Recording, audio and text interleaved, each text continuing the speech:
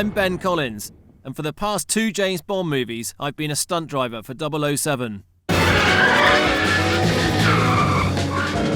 this is the closest thing to Bond's current ride, the Aston Martin Vanquish.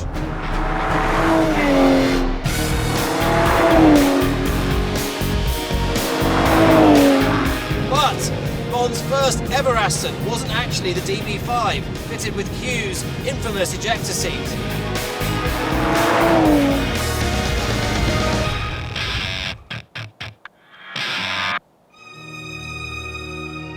This is the Aston Martin DB24. Launched in 1953 and incidentally the world's first hatchback. But more importantly, it's the car that inspired James Bond creator Ian Flemming to swap 007's allegiance from a Bentley to an Aston in the Goldfinger novel. There are telltale, non-standard features that give away that this car was Ian Flemming's inspiration for Bond's first Aston. If you check out these steel-reinforced bumpers at the front, they're ideal for smashing a baddie out of the way on the open road. But it's when you climb inside, things become eerily familiar. Up here, mounted into the dashboard, is a 2-way radio connection. And this is a Halder device that rally drivers use to measure their speed across distance. Flemming turned it into a homing device. But it's under here, in this centre console, that things get really exciting, because under this there's a secret compartment with enough space to store all the things a secret agent would need. However, there's an extra secret shelf that Flemming realised had enough space to harbour a Walther PPK. And with all this mega Bond heritage, it'd be pretty rude not to take it for a spin.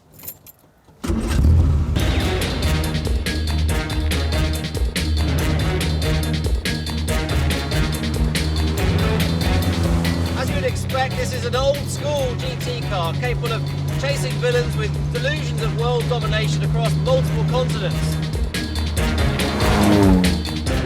It gets you from 0 to 60 in about 12 seconds after not a burbling, with a top speed of 120 miles an hour, courtesy of an engine that ironically comes from a Bentley, from the Gonda, straight 6. 150 horsepower, if that. Not bad for an old pensioner.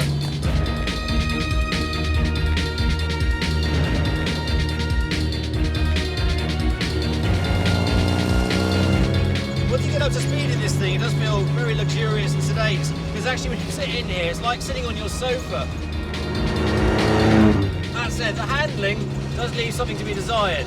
Even at very low speed, the car wallows around something chronic. You're not going to be very good in a car chase situation. The brakes, a bit like sending a love letter. It takes a very long time before you get any sort of exciting response. No seat belt, so if you flip this over, you're probably going to pop through, well, it's not an ejector seat yet, but it will be when you punch through the ceiling.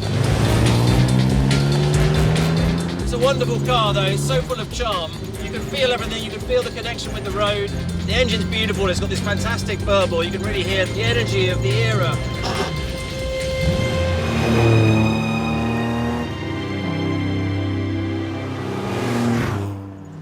The story behind this car being the inspiration for James Bond's first Aston Martin is a long one, but it's worth paying attention. This car was originally owned back in the 1950s by squadron leader Philip Ingram Cunliffe Lister. You try saying that after a few vodka martinis. Now it's him that made all the really cool modifications and put the gadgets in this car so they could take it on international rallies. Now it's believed that Cunliffe Lister was very good friends with Ian Flemming's next door neighbour. Stay with me here. And that Flemming went round to their house, saw this car, saw all the incredible modifications at the time he was planning the Goldfinger novel. Now hardcore Bond fans will be watching this and thinking the Aston Martin in the Goldfinger novel was a DB3, and you'd be right. However, Flemming always wanted Bond to have the very latest kit, from his shoes to his cars to his guns. Everything had to be accurate and it had to be cutting edge. So when it came time to write the Goldfinger novel, the DB24 was already at the end of the line as being replaced by the Mark III, 3 being in Roman numerals. And this is where Flemming made an uncharacteristic mistake, because in the book he called the car the DB3, again in Roman numerals, when it should have read Mark III. So hopefully that settles it forever as far as the hardcore Bond fans are concerned.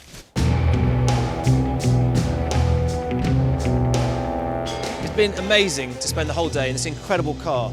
Its influence has really been immeasurable, not just on Ian Flemming's imagination, but for hundreds of millions of Bond fans all over the world. Would I swap it for Bond's modern day car? That's an easy one.